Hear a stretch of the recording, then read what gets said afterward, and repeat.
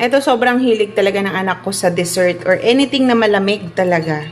Sakto meron akong natira sa freezer noon, last 2 weeks na creme densada. Nanghihinayang naman ako kung itatapon. Gagamitan ko to ng hand mixer. Yan.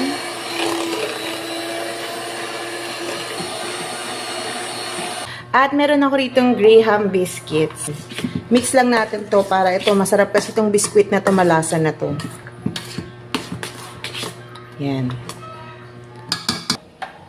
Ito naman, unang flavor, strawberry. Maglalagay lang ako ng strawberry jam sa ilalim para may palatandaan lang ako. Lagyan ko nito.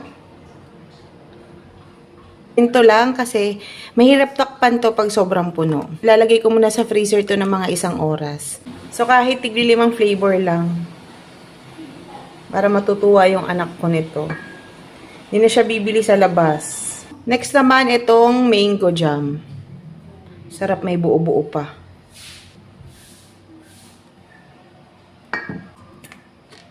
Ito naman yung pinakahuli yung chocolate. So, lalagyan lang natin ng kaunti para maglasang tsokolate talaga siya.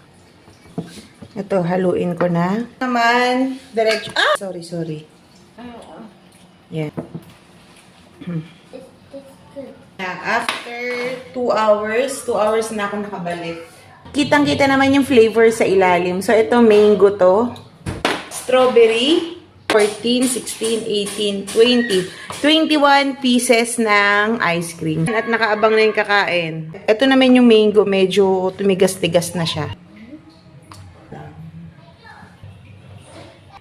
Kita nyo naman may real fruits siya dyan.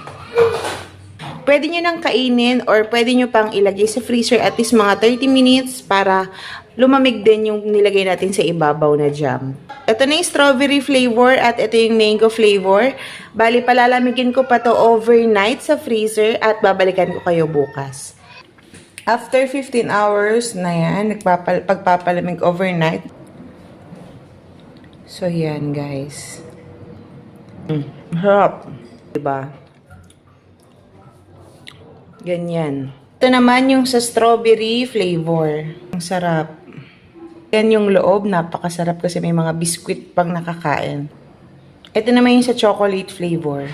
Masarap lahat, pero yung pinaka nagustuhan ko, ito yung strawberry. Nga pala dito sa mango naman, pwede kayong gumamit ng real fruits talaga kung meron kayong available.